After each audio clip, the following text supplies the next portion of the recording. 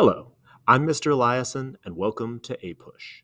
Today, we're going to continue our discussion of industrialization in the Gilded Age by moving down to the Gilded South and looking at the development of the whole Jim Crow system, which is going to define the sort of political, economic, and social relations of the southern United States from the post-Civil War period, really all the way through the Civil Rights era of the 1950s, 60s, and 70s.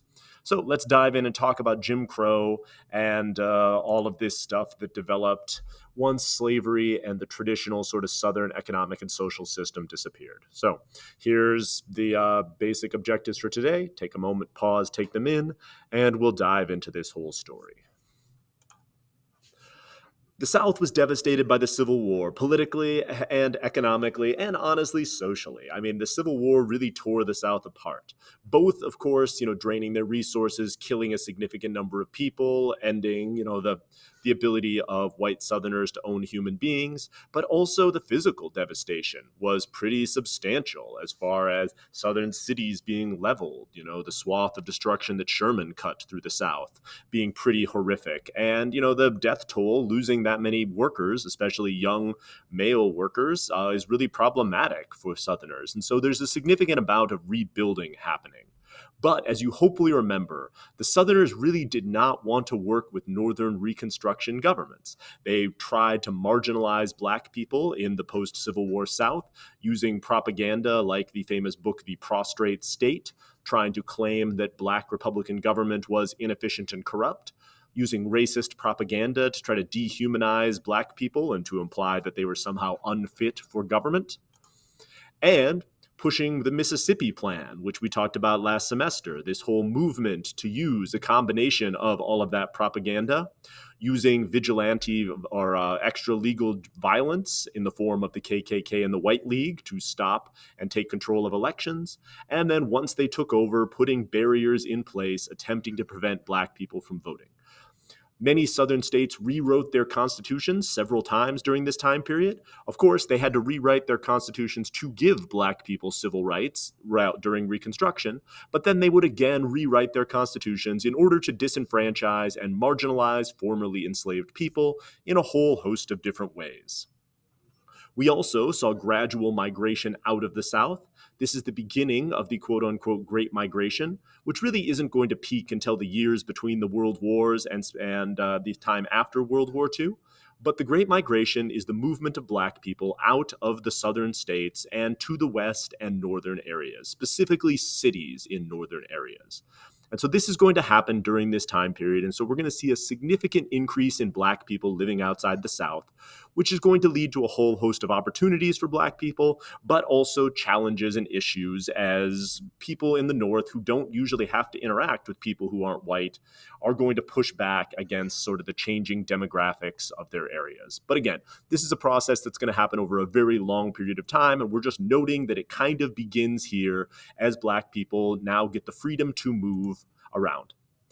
Jim Crow is a system of institutionalized separateness, creating separate facilities for Black and white people and attempting to create parallel societies for them. It institutionalizes white supremacy and white control in a whole host of different ways, generally putting Black people in inferior places and attempting to, again, reestablish the social order that was disrupted when slavery was ended and Black people got civil rights under the 14th Amendment. We see Jim Crow laws spreading throughout the South pretty gradually. With segregation happening in many southern states, sometimes immediately after the Compromise of 1877, and sometimes legally a few years after, where all Jim Crow laws or most Jim Crow laws were formalized in all southern states by the year 1900. So we're going to see this gradually spreading across this time period. And again, we're going to see race riots in both southern and northern cities to attempt to reinforce all of this stuff. And we'll come back to that when we get to the progressive era and race relations. But just keep in mind, Jim Crow laws, it's not something that you just snap your fingers and it happens. It's a process that was built in over a number of years. Poll taxes and literacy tests were created as ways to stop Black people from voting. The 15th Amendment prevents people from being barred from voting on account of race, color, or status of previous servitude. but it opens up a whole bunch of other ways to try to stop people from voting. Literacy tests were designed to be very vague and specific and to be graded in specific ways in order to prevent specific groups from voting.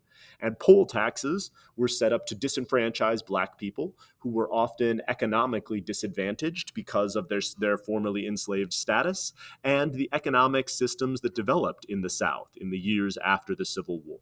So, as you can see here, this is a much more modern literacy test. In the early days, it would be much more like, force people to, copy parts of read parts of the Constitution or stuff like that. And then regardless of how well they read it, if they didn't want them to vote, they would fail. These literacy tests, of course, you have very confusing directions, and they were incredibly long and more or less difficult to pass, and would have been used exclusively on Black people, not necessarily on poor white people, who also probably couldn't have passed these literacy tests, but the powers that be were not as concerned with them not voting. There was a lot of support for these types of movements, even from somewhat well-meaning people. The famous civil rights advocate Booker T. Washington was in general was supporter of limited suffrage, but he argued that it should be applied to poor white people as well, which of course it never was. And in general, the disenfranchising of Black people was relatively malicious and universal. The Reconstruction Amendments lost their teeth pretty quickly, with the Supreme Court not really wanting to back them up. The slaughterhouse cases overturned the Civil Rights Act, which attempted to enforce the 14th Amendment. It was a case about a slaughterhouse polluting the meatpacking plant, polluting the water of a Black community. And what it ruled is that enforcement of these things happened at the state level, and that civil rights should happen were affairs of the state and were powers that were delegated to the states. And so then it was the responsibility of southern states to enforce these laws and not the federal government. So it overturned the Civil Rights Act and basically took any federal enforcement away from the 14th Amendment. And the Plessy versus Ferguson case was a test case because it was attempting to challenge Jim Crow laws on segregated train travel. Homer Plessy was only a very small percentage Black, and he could pass for white.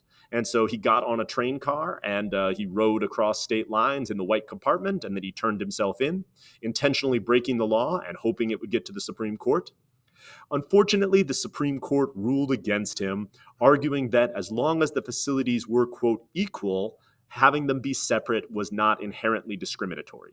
And so this set up a statute of separate but equal that allowed for segregated facilities throughout the South, with the equal part really never being enforced. And so segregation became legal and Jim Crow became the law of the land.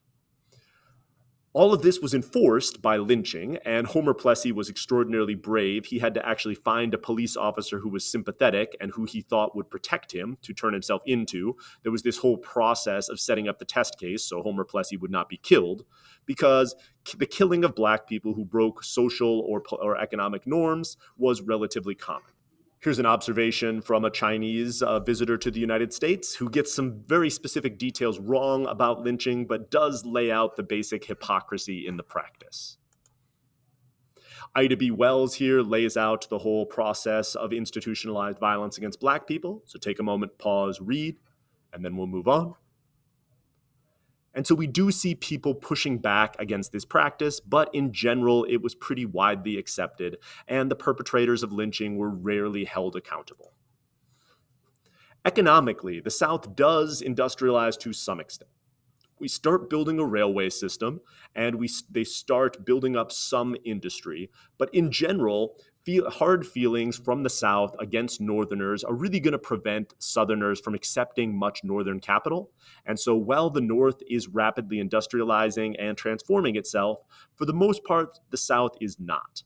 We are getting railroads, but mostly to move around cotton.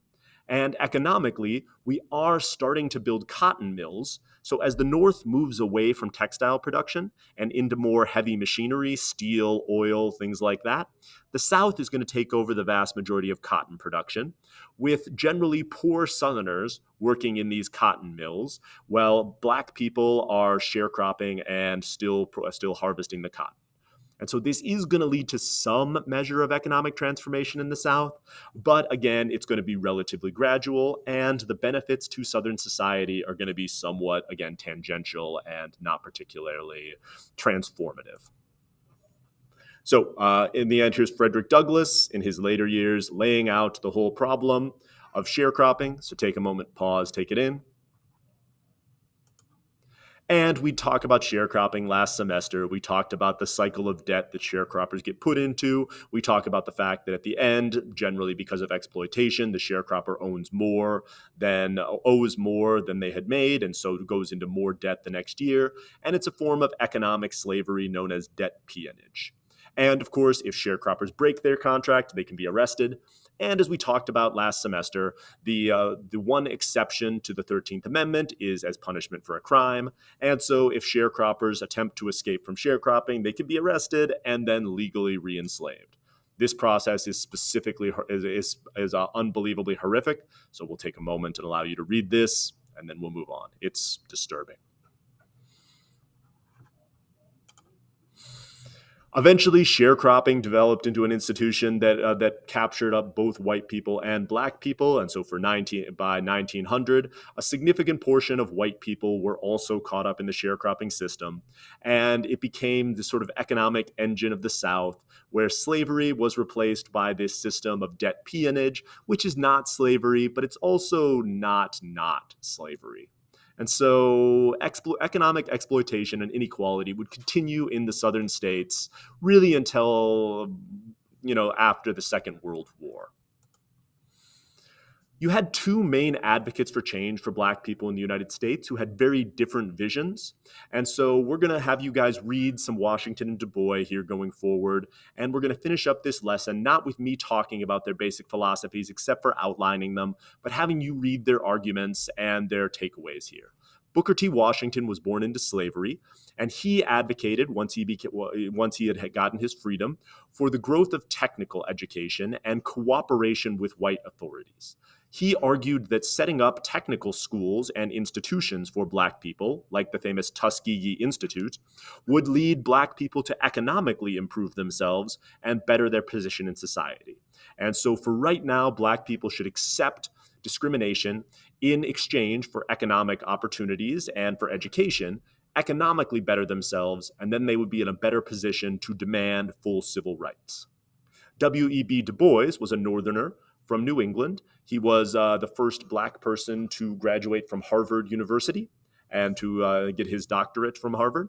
And he would go on to be one of the founding members of the Niagara Movement and the National Association for the Advancement of Colored Peoples, or the NAACP, although that's not going to show up until next unit.